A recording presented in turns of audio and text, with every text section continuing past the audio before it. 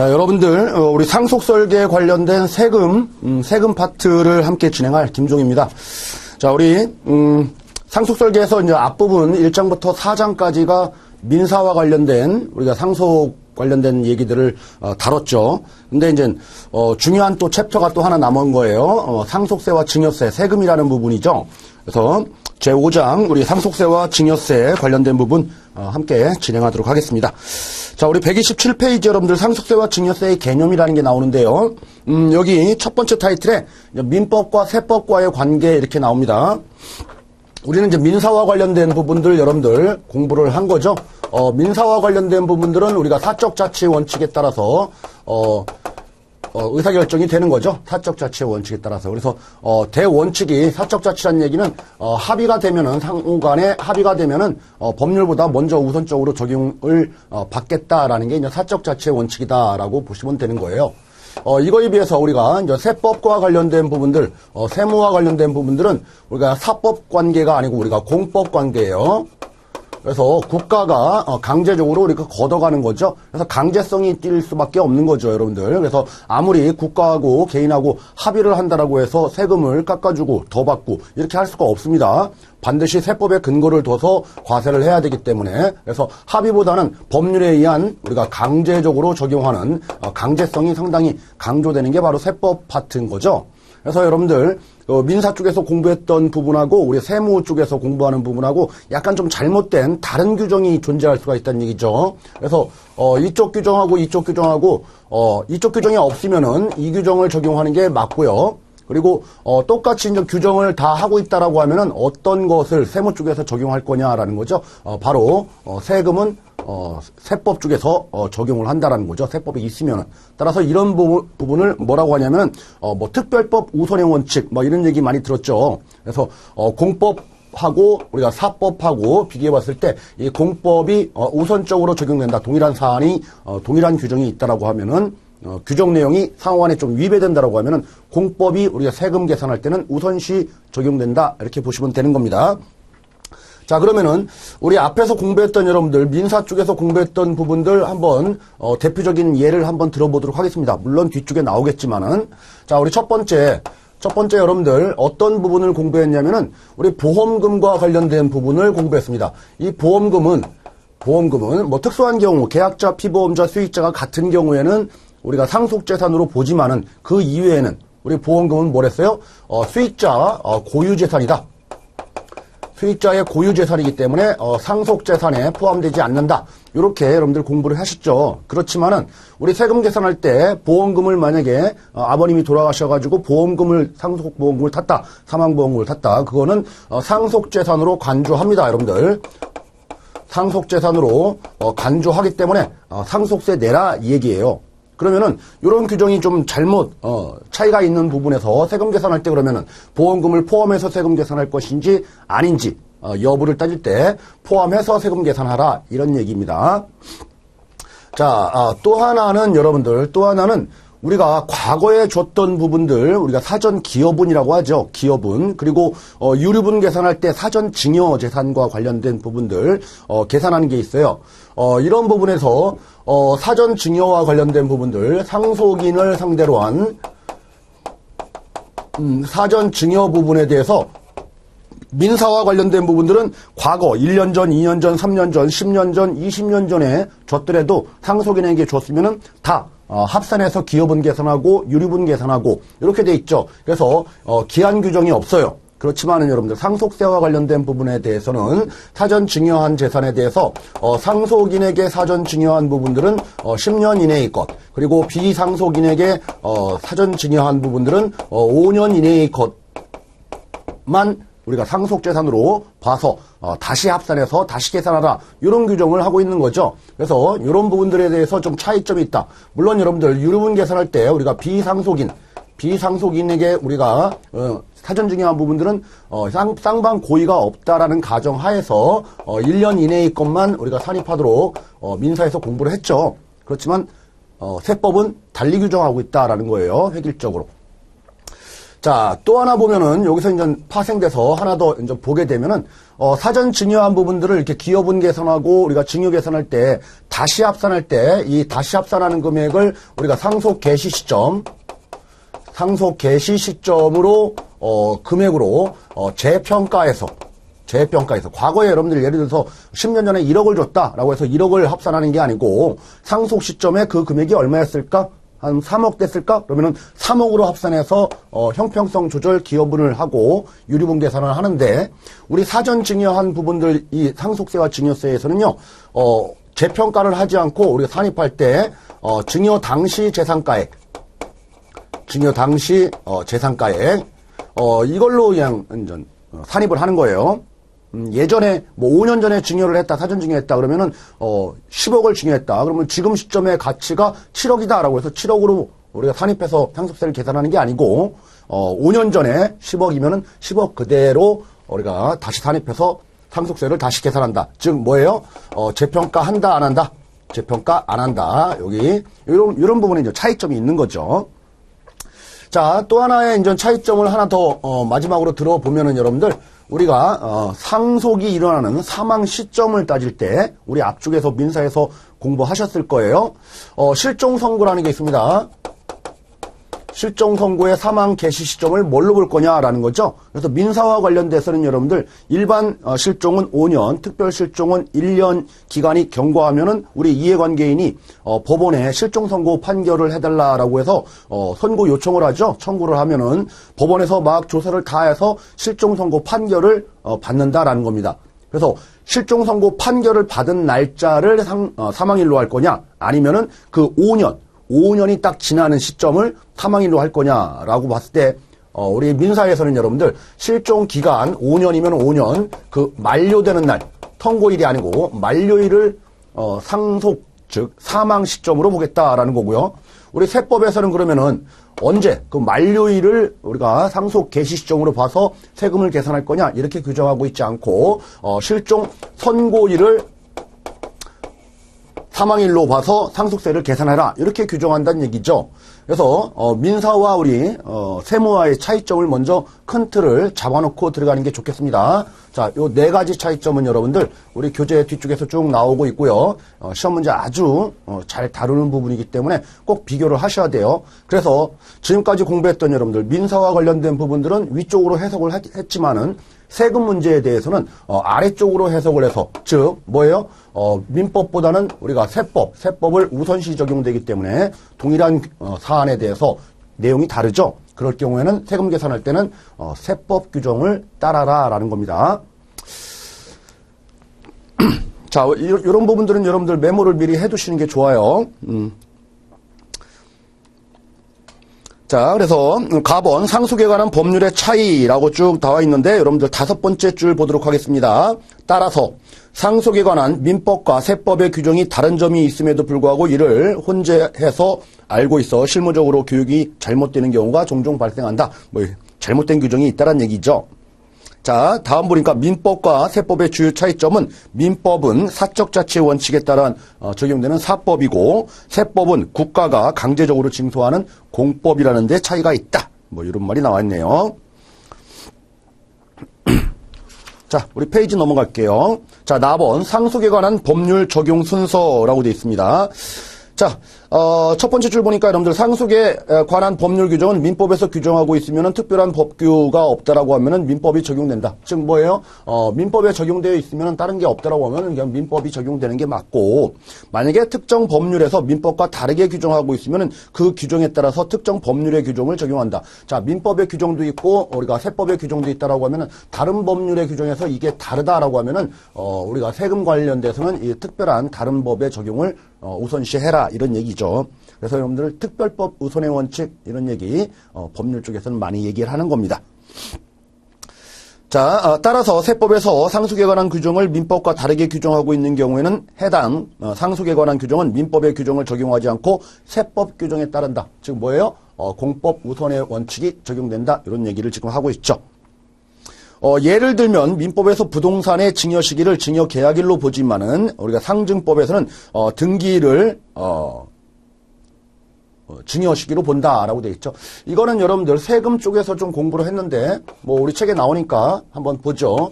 우리가 무상 취득과 관련된 부분에서 취득을 하게 되면 취득세라는 것을 내고 우리가 증여세라는 것을 냅니다. 증여세. 자, 취득세에 우리가 취득 시기는 여러분들 취득세는 취득일로부터 60일 이내에 우리가 신고 납부하도록 하는 지방세예요. 자, 취득세와 관련돼서는 취득 시기는 여러분들 우리가 계약일, 계약 성립일을 취득 시기로 보는 거고 우리가 공법 관계에 특히 이제 국세와 관련된 증여세, 증여 시기는 여러분들 등기 접수일, 등기일이죠. 쉽게 말하면은 등기일을 증여 취득 시기로 봐서 세금을 계산하라는 얘기예요. 이게 상당히 좀 의미가 있습니다. 예를 들어서 여러분들 5월 30일 날 아버님이 나한테 주기로 해서 증여 계약을 체결했다 그러면은 취득세는 요 5월 30일로부터 60일 이내에 신고 납부하면 되는 거고요. 자, 그런데 등기를 6월 2일 날 등기를 했다라고 하면은 6월 2일 자, 우리 뒤쪽에서 공부하겠지만은 증여세와 관련돼서는 증여일이 속하는 달이 말일로부터 3개월 이내에 신고 납부하도록 되어 있습니다. 따라서 6월 말 그죠? 그러면 7, 8, 9. 자, 9월 30일까지 신고 납부하면 되는 거예요. 만약에 증여 시기를 증여 계약일로 설정했다라고 하면은 증여일이 속하는 달이 말일로부터 3개월이니까 5월 말일, 5월 31일, 그리고 6, 7, 8, 8월 31일까지 증여세 신고 납부해야 되겠지만은 이렇게 적용하지 않고 우리가 등기 접수일을 증여 시기로 보겠다라고 해서 우리 증여세법에서 규정을 하고 있다는 얘기예요. 자, 이런 부분들이 좀 차이가 있으니까 여러분들 우리 세금 설계에서도 이런 부분들이 나왔죠. 그래서 차이점 부분에 대해서 민사와 우리 세금의 차이점을 여러분들 먼저 큰 틀을 좀 잡고 들어가도록 하겠습니다.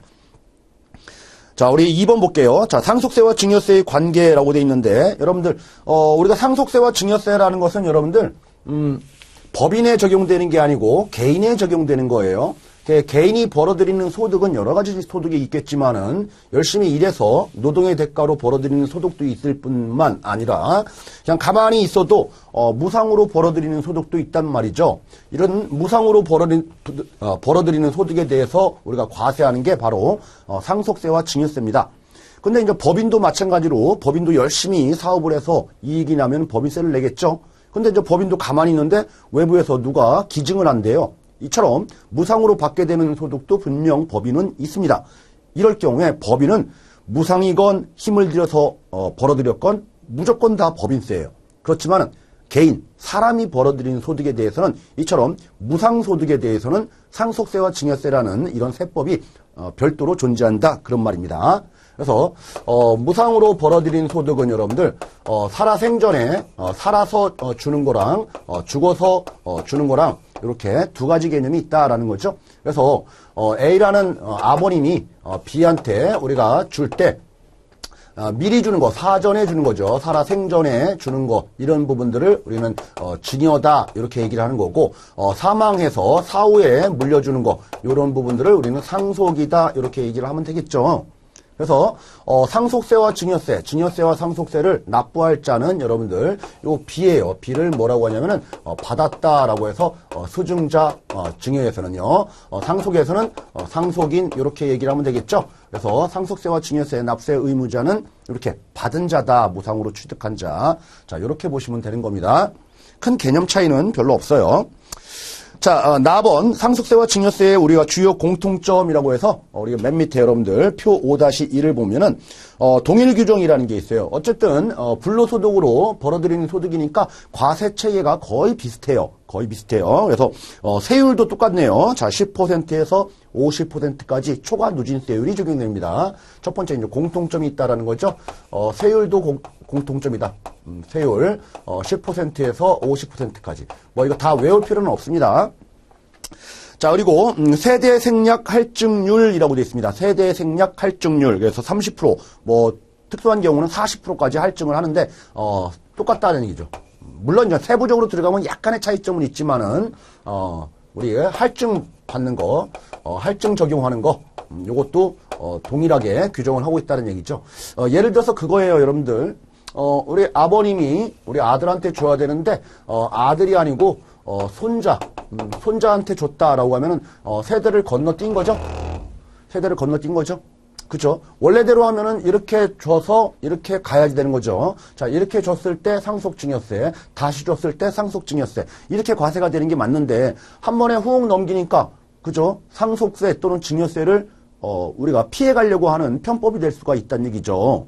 그죠? 그래서 할아버지가 손자한테, 손녀한테 주는 것들, 이거는 세대를 건너뛰었기 때문에, 우리가 30% 더 내라. 이런 얘기예요. 자, 우리 3번 신고세액공제라는 게 있습니다. 신고세액공제. 자, 이 말은 뭐냐면은 신고하게 되면은 우리가 상속세에 대해서 또는 증여세에 대해서 납세 의무자가 국가에 신고하게 되면은 착하다, 착한 일을 했다라고 해서 세금에 대해서 일정 부분 빼주겠다. 자, 5% 빼주겠다. 뭐 작년도 같은 경우에는 6% 빼주겠다. 7% 그전에는 예전에는 10%였어요. 이처럼 세액공제를 해준다라는 의미는 이거예요. 상속세와 증여세는 여러분들 대표적으로 국세에 해당되면서 자, 우리 세금 설계에서 공부했던 세금의 성립, 확정, 소멸해서 여러분들 확정 지을 때 국가에서 우리가 부과 고지, 부과하는 세목이에요, 이게. 그죠? 그래서 납세 의무자가 세액이 얼마입니다라고 해서 신고하는 게 아니고 국가에서 고지서가 날라온다고요. 고지서. 그러니까 국가에서 다 조사해서 너 얼마 받았니? 너 얼마 상속받았니? 다 계산해서 세금을 찍어가지고 우리가 납세 의무자에게 뿌린다는 얘기죠. 그러면은 그 전에 국가는 그런 조사를 할 수가 없으니까 자, 수증자 또는 상속인들은 국가를 상대로 나 이렇게 받았습니다라고 해서 신고를 하면은 국가의 행정일이 많이 줄겠죠. 좀 편하겠죠. 그래서 고맙다라는 취지에서 선의의 관점에서 한 5% 정도 공제를 해준다라고 보시면 되는 거예요. 그러니까 여러분들 신고 납부하는 여러분들 뭐 소득세라든지 법인세, 부가가치세 이거는 법에서 신고해라라고 강제된 거예요. 그러니까 신고세액공제 같은 경우가 적용되지가 않습니다. 이런 거는. 근데 정부에서 부가고지하는 이런 세목에 대해서는 이처럼 신고세액공제가 적용된다라는 거예요. 자, 여기서 조심하셔야 될 부분들은 신고만 하면 되는 거지 여러분들. 반드시 납부까지 요구하지는 않는다라는 거예요. 신고만 하면은 공제 받을 수가 있다. 납부를 안 해도 신고를 했다라고 하면은 공제를 받을 수 있다라는 거죠. 자, 우리 네 번째 우리가 보면은 여러분들 뭐라고 되어 있냐면은 분납 및 연부연납 이렇게 되어 있어요. 분납 및 연부연납. 자, 이 말은 뭐냐면은 우리가 부모님이 돌아가셔서 또는 생전에 이렇게 불려받는 재산이 상당히 좀 많을 수도 있죠. 많게 되면은 납부할 세금이 너무 클 수도 있다는 얘기죠. 그래서 1,000만 원을 초과하면은 여러분들 2개월에 나눠서 나눠내라 라는 규정이 있는 거고, 만약에 2,000만 원을 초과하면 납부할 금액이 그러면은 뭐 1년, 2년, 3년, 4년, 5년 단위로 연부연납, 연할부로 납부할 수 있도록 하는 제도가 존재한다라는 겁니다. 뒤쪽에 또 나옵니다. 이런 것들도. 자, 그리고 다섯 번째 여러분들 감정평가 수수료 제도라는 게 있습니다. 자, 우리 평가와 관련된 부분이죠. 자, 부모님이 물려줬는데 여러분들 물려준 재산이 이제 부동산이라든지 시장에서 왕성하게 거래되는 시가가 드러나 있는 재산이 아닐 경우에는 감정평가업자를 통해서 우리가 감정평가를 받아요. 그래야지 세금을 계산하겠죠. 자, 그러면은 감정평가 뭐 공짜로 해줍니까? 다 돈이 들어간다는 얘기죠. 자, 이런 부분들을 평가 수수료와 관련된 평가 비용들을 일정 부분 공제하는 이런 제도들도 똑같이 존재한다라는 겁니다. 자, 6번 재산평가 방법. 자, 시가평가가 대원칙인데 여러분들 6번을 보니까 평가 방법이 여러분들 시가로 평가한다. 이게 대원칙이에요. 근데 시가와 관련된 부분들은 똑같이 시가평가지만은 상속은 상속 개시일 전, 후 해서 상속은 6개월 이내에 거래 금액이 있으면은 이걸 시가로 봅니다. 자, 그런데 증여는 여러분들 증여 당시 증여 시점을 기준으로 전, 후 3개월 기준으로 이렇게 거래가 됐을 때 시가로 봅니다. 그래서 기간 규정에는 차이가 좀 있어요. 그렇지만은 시가로 평가한다는 원칙은 동일하다라는 거예요. 자, 이렇게 여러분들 동일 규정들을 쭉 봤네요. 동일 규정. 자, 그거 이외에 여러분들 이거는 국세입니다. 국세. 국세는 여러분들 소득세, 법인세, 부가가치세, 뭐 이렇게 상속증여세 다 국세예요. 그래서 국세가 너무 많다 보니까 국세에 공통적으로 적용되는 부분들을 규정한 법이 있어요. 이게 바로 국세기본법이라고 하는 건데, 자, 국세기본법에서 여러분들 국세 부과의 제척기간, 국세 징수권의 소멸시효, 뭐 이렇게 신고납부와 관련된 불성실을 하게 되면은 가산세 이런 규정들을 기본법에서 적용하고 있다는 얘기죠. 그래서 국세기본법의 내용들도 공통적으로 적용된다. 이렇게 보시면 되는 거예요. 자, 여기서 여러분들 공부하실 때 상당히 처음부터 우리 세금이 딱딱하게 느껴질 수가 있는 거죠. 그래서 많은 부분들을 지금부터 이렇게 암기하려고 하지 마시고 여러분들 뒤쪽 다 공부한 다음에 다시 와서 보겠다. 이렇게 마음을 가지시면은 조금 더 수월하게 넘어갈 수가 있을 거예요. 자, 그러면은 우리가 오른쪽 가셔가지고 답은 상속세와 증여세의 주요 차이점은 뭐냐라고 해서 표 5-2에 잘 정리가 되어 있는데, 이 공통점이 있다라고 하면은 뭐 다른 점도 있겠죠. 제일 먼저 다른 점은 바로 지금 설명드렸던 우리가 죽어서 주느냐 살아서 주느냐, 요게 이제 가장 큰 차이점이 되겠죠. 그렇죠? 이게 가장 큰 차이점이 될 거고, 자, 여기 차이점에서 여러분들 이제 문제가 생기는 게, 아버님이 가지고 있는 이런 전체적인 재산을 우리는 유산이라고 한번 해볼게요.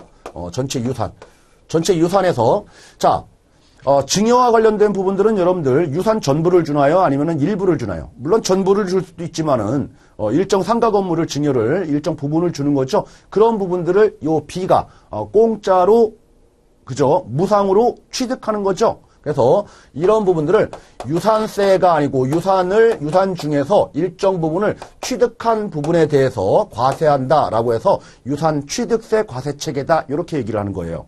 자, 이거에 비해서 상속세와 관련된 부분들은 여러분들 아버님 유산을 다 받는 거죠.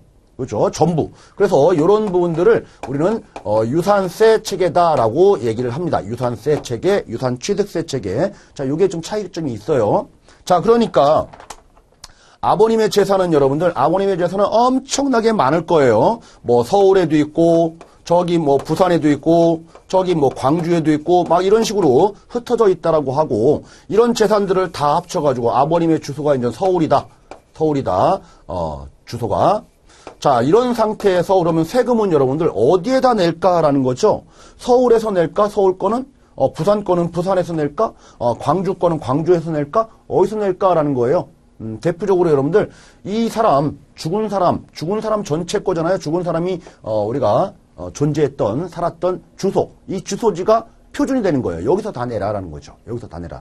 자, 요거를 상속인들이 받겠죠. 상속인들을 보니까 자식들은 한 사람은 저기 제주도에 살고, 한 사람은 저기 강원도 강릉에 살고, 한 사람은 이제 서울에 살고, 자식이 3명이 있다라고 하면은 뿔뿔이 흩어져 있겠죠. 자, 요런 사람들이 각각 이제 여기서 받은 부분에 대해서 서울에 내고 강릉에 내고 제주에 내고 하면은 우리가 행정이 너무 어렵다는 얘기죠. 유산 전체에 대해서 우리가 과세를 하는 거기 때문에 이 유산 전체는 누구 거였어요? 아버님 거였죠. 아버님 거. 그러니까 아버님의 주소지에서 다 관할한다. 자, 그래서 누구 중심이냐라는 거죠. 돌아가신 분 중심으로 관할 세무서라든지 뭐 이런 부분들을 다 결정하겠다는 얘기예요. 그래서 피상속인 중심으로 돌아간다라고 보시면 되는 거고, 자, 반대로 여러분들 증여와 관련된 부분들은 뭐죠? 아버님의 재산이 이렇게 여러 군데 있어요. 지금 살아생전에 아들한테 주고 싶은 거예요. 그러면 아들, 제주도에 있는 아들한테 부산에 있는 거를 일정 부분을 이렇게 사전 증여했습니다. 그렇죠? 그러니까 그러면 서울에서 내라 그러면 아버님 중심으로 이러면은 좀 약간 좀 이상하죠. 그죠? 그래서 증여와 관련된 부분은 일정 부분을 취득한 자 중심으로 돌아갑니다. 그래서 수증자 중심으로, 그러니까 아들 세무서에서 내라 아들 중심이다. 받은 사람 중심으로 돌아간다라는 거죠. 여기에다가 우리가 초점을 둬서 과세를 하겠다. 이런 기본적인 차이점이 있는 겁니다. 그래서 이제 표를 잠깐 볼게요, 여러분들. 표를 보니까, 자, 우리 과세 방식을 먼저 볼게요. 세 번째 칸. 자, 유산세 과세 방식이냐, 유산 취득세 과세 방식이냐. 그쵸? 유산세 방식이냐, 유산 취득세 과세 방식이냐. 자, 차이점이 있는 거고요. 자, 과세 주체. 그죠? 과세 체계의 주체가 누구냐라는 거죠. 뭐를 중심으로 갈 거냐라는 거죠. 여기는 피상속인. 돌아가신 분 중심이고, 자, 증여는 받은 사람 중심이다라는 거예요. 그러니까 A 중심이냐, B 중심이냐, 이게 차이점이 있다라는 거 꼭 좀 기억을 해두시기 바랍니다. 자, 주소지도 관할 세무서도 마찬가지로 이렇게 따라가면 되겠죠. 자, 위쪽으로 다시 오셔가지고, 이제 법률 행위와 관련된 부분 볼게요. 상당히 좀 딱딱한데, 우리가, 법률 행위라고 하는 것은 여러분들, 상호 간에 권리 의무가 생기는 게 바로 법률 행위예요. 법률 행위. 그래서 A하고 B하고 지금, 무상으로 B한테 주기로 하는데, 내가 너한테 줄게라는 의사표시가 있는 거죠. 그러면 B는, 나 받을게요라는 의사표시가 있는 거예요. 그래서 우리가, 쌍방에, 양쪽의 의사표시가 합치되면은, 의사가, 합치되면은, 성립하는 이런 법률 관계를 우리는 계약이라고 합니다. 계약. 그래서 쌍방행위예요. 쌍방행위. 자, 그래서 증여와 관련된 부분들은 여러분들 계약행위인 거예요. 내가 너한테 줄게. 안 받을래요? 그러면은 계약이 성립이 안 된 거죠. 받을래요? 묵시적으로 끄떡끄떡 그러면은 계약이 성립되는 거란 얘기죠. 그래서 증여는 여러분들 쌍방 법률행위, 계약행위다라는 거예요. 받았다가 다시 돌려줄래요? 그러면 그래라고 해가지고 양쪽의 의사표시가 이제 합치돼야지만이 성립하는 게 바로 증여다. 이렇게 보시면 되는 겁니다. 자, 그래서 이 증여와 관련된 부분에서 여러분들 우리 앞쪽에서 뭐 나왔는데 만약에 증여와 관련된 부분들은 여러분 계약행위인데 만약에 이 받는 자가 태아다 라고 하면은 여러분들 아버님이 뱃속에 있는 아이한테 내가 너한테 상가 건물 줄게 이렇게 하니까 계약이 성립했대요. 이건 말이 안 되죠. 태아는 끄떡끄떡 할 수가 없잖아요. 그렇죠? 의사표시를 할 수가 없으니까. 그래서 태아와의 여러분들 증여 계약은 성립 자체가 안 되는 거예요. 이건 증여가 안 되는 거죠. 자, 반대로 여러분들 우리가 상속이라고 하는 것은 A가 줄게 말게가 아니죠.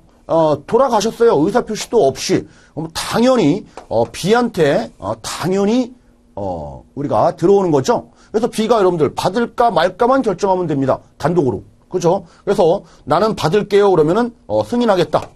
나는 안 받을게요. 라고 하면은 포기하겠다. 뭐 이런 의사표시만 하면 된다는 얘기죠. 그래서 A의 의사와는 상관이 없다라는 겁니다. A의 의사와는 상관이 없다. 이게 바로 단독행위다. 이렇게 얘기를 하는 거죠. 단독행위. 그죠? 또 하나는 여러분들, 이런 B의 의사표시 없이 A가 그냥 일방적으로 유언장을 써놔도 되는 거죠. 유언장. 유언 우선의 원칙이 적용되니까. 그죠? 그러면 그걸로 끝나는 거예요. B가 받든 말든. 그래서, 우리가 상속과 관련된 부분들은 단독행위다. 이렇게 보시면 되는 거죠.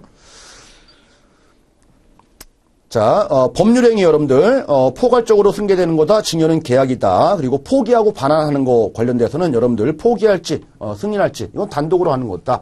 자, 우리, 증여는 여러분들 다시 계약으로 해서, 반환 계약을 해야 된다. 이런 개념으로 지금 접근해 하면 되겠죠. 상당히 좀 법리적인 내용들을 지금 얘기를 하고 있습니다.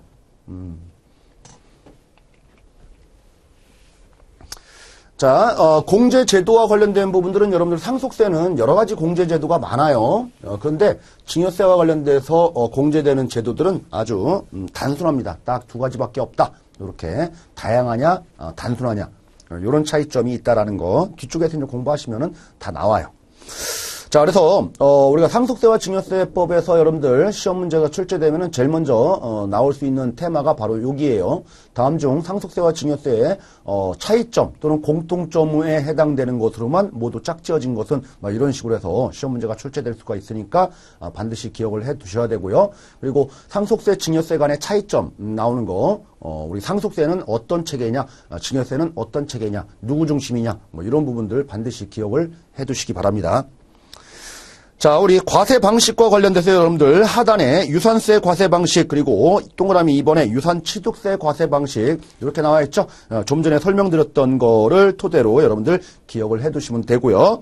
자, 우리 130페이지 여러분들 과세 체계 주체와 관할 세무서라고 되어 있죠. 자, 상속세는 유산 전체에 대해서 우리가 과세하는 거기 때문에 상속은 돌아가신 분, 유산을 가지고 계셨던 분, 우리가 아버님 중심으로 돌아간다. 우리가 세금도 상속세도 아버님의 돌아가신 분의 주소지 관할 세무서에 납부를 하면 된다라는 거고요. 자, 우리 그거에 비해서 증여세는 유산 취득세죠. 무상으로 취득한 자를 중심으로 돌아간다. 즉 아들 중심이다라는 거죠. 그래서 아들이 우리가 거주하고 있는 주소지를 관할하는 세무서에다 납부를 하면 된다라는 거예요. 자, 공제제도와 관련돼서 3번 여러분들 뒤쪽에 나오겠지만 상속세는 다양하다. 그리고 증여세는 두 가지, 증여재산 공제하고 재해손실 공제 두 가지 아주 단순하게 있다라는 거고요.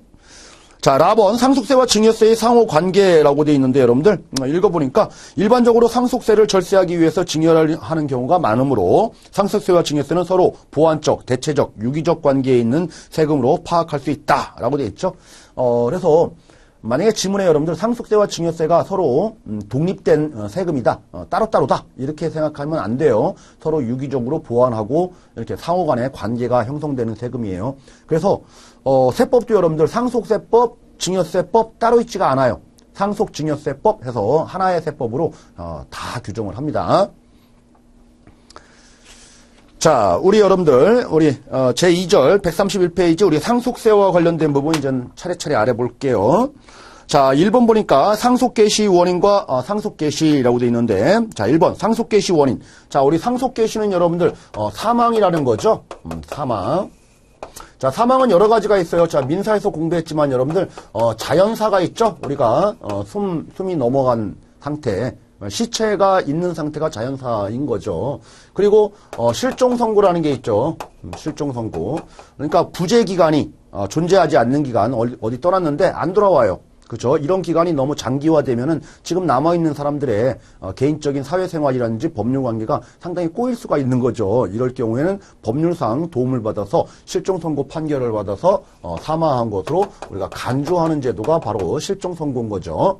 자, 이거 말고도 여러분들 인정사망이라는 게 있죠. 인정사망. 뭐 대재해라든지 재난을 통해서 거기에 우리가 함유되어 있던 사람들이 사망을 한 걸로 예측은 되지만은 시체를 발견하지 못하는 경우가 존재할 수가 있겠죠. 이런 경우에는 국가기관 관공서에서 사망한 것으로 우리가 가족관계 등록부에다가 기재를 해줍니다. 그게 바로 인정사망이다라는 거예요. 자, 그런데 거기 없을 개연성도 0.01%는 있는 거죠. 그래서 나중에 돌아올 수도 있는 겁니다. 그래서 사망한 것으로 간주하는 게 아니고 이건 사망한 것으로 추정한다 이렇게 얘기를 하면 되겠죠. 자, 간주는 여러분들 빼도 박도 못하는 게 간주예요. 만약에 실종선고 판결을 받아서 나중에 살아서 돌아왔다라고 해도 사망한 것으로 간주해버렸으니까 살아 돌아와서 숨쉬는 사람으로 보일지언정 법률상으로는 사망한 자입니다. 사망한 자. 다시 번복이 안 돼요. 번복하려면 다시 법원에 가서 실종선고 취소 판결을 받아야지만이 살은 사람으로 되는 거죠. 자, 이거에 비해서 이 추정이라고 하는 것은 반대의 증거가 있으면은 바로 뒤바뀌는 게 추정인 거죠. 자, 어쨌든 사망과 관련된 부분들은 이때 상속이 개시된다라는 거고요. 요 규정이 여러분들 민법에서는 뭐라고요? 실종선고 만료일 날 실종기간 만료일, 자, 5년이 되는 때 사망한 것으로 보겠다라고 하고 있고요. 자, 세법에서는 여러분들, 실종선고일을, 우리가 상속 개시일로 보겠다. 법원에서 판결을, 꽝꽝꽝 때려야지만이, 우리가 세금 계산하겠다. 그 말이에요. 요 차이점이 있다라는 거죠. 자, 우리 페이지 넘어가셔가지고 132페이지 여러분들 메뉴에 동그라미 1번, 동그라미 2번, 동그라미 3번 이렇게 나와 있죠. 근데 동그라미 3번에서 여러분들 실종 선고일 요것도 체크를 해두셔야 되겠네요. 그런 거. 자, 그 밑에 여러분들 실종 선고와 관련된 부분들은 민법과 세법이 이렇게 규정이 다르다라는 내용 세 줄에 걸쳐서 설명을 하고 있네요. 자, 다음 여러분들 4번 상속세 과세 대상이라는 게 나옵니다.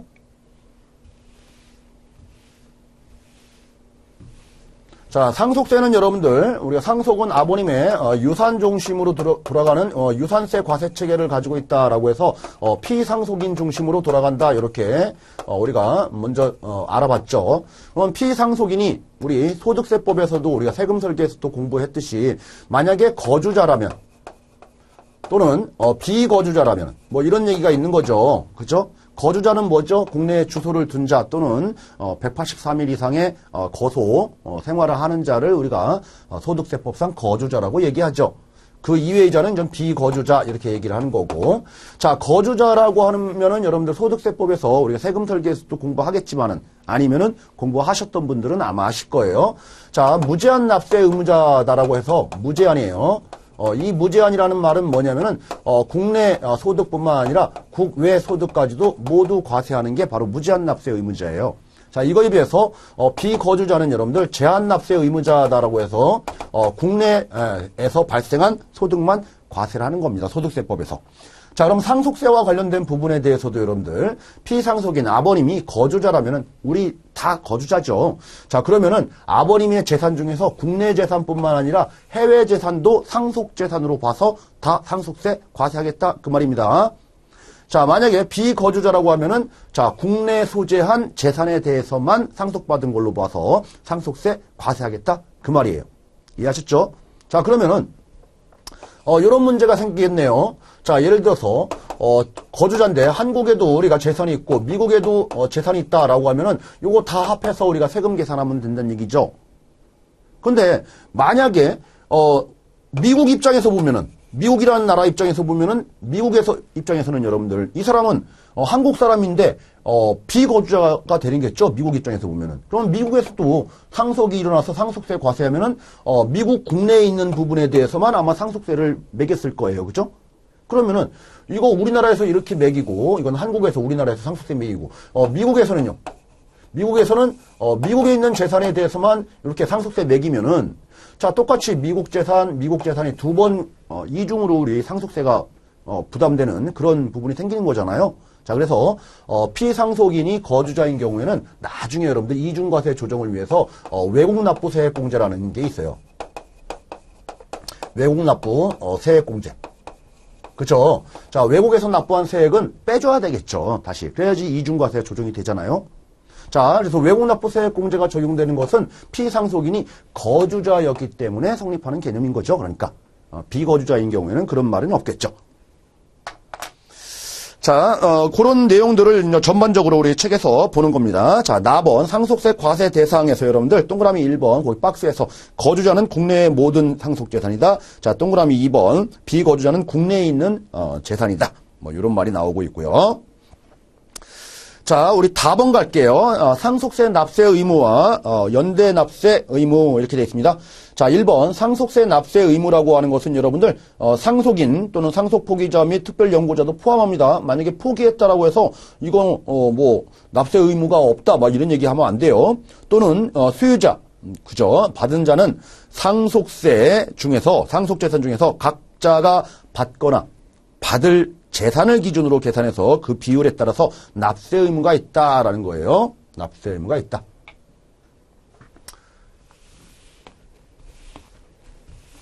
뭐 이렇게 어려운 말 아니죠. 이제 받은 자가 내란 얘기입니다. 받은 자가 내란.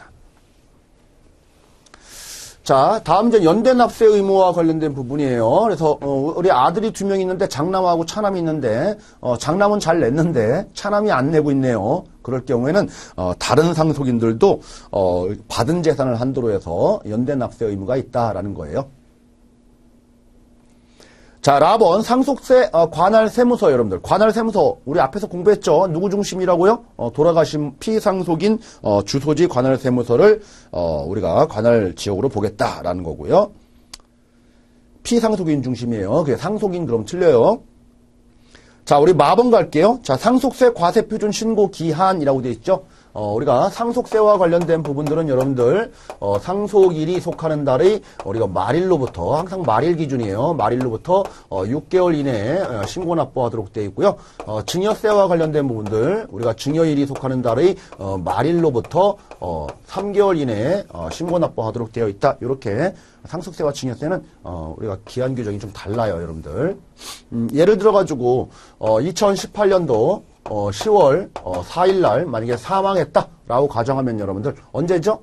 10월 말일로부터 10일, 12, 1, 2, 3, 4 이때죠. 그쵸? 그래서 언제까지 신고 납부해야 되냐면은 2019년도 4월 30일까지 우리가 과세표준 신고 납부를 하란 얘기입니다. 자, 증여는 만약에 이때 증여가 이루어졌다 그러면 언제죠? 하나, 둘, 3 요거죠. 그래서 증여는 여러분들 2019년도 1월 31일까지 신고 납부해라. 요게 납부 기한이다. 신고 기한이다. 이렇게 보시면 되는 겁니다. 다만 여러분들 첫 번째 줄에 그 내용을 지금 얘기하고 있는 거고 그 세 번째 줄에 그런 말이 나옵니다. 상속인 전원이 외국에 있는 경우에는 상속 개시일이 속하는 달인 말일로부터 9개월 그러니까 3개월 더 이렇게 여유를 준다라는 거. 뭐 이게 중요한 건 아닙니다. 자, 요렇게 여러분들 신고납부와 관련된 부분들 좀 봤고요. 좀, 개괄적인 내용을 우리가 첫 시간에 좀 알아본 거예요. 잠깐 쉬었다가 우리 다음 시간부터는 상속세 우리가 과세 측의 흐름 부분들을 우리가 체계적으로 한번 알아보는 시간을 갖도록 할게요.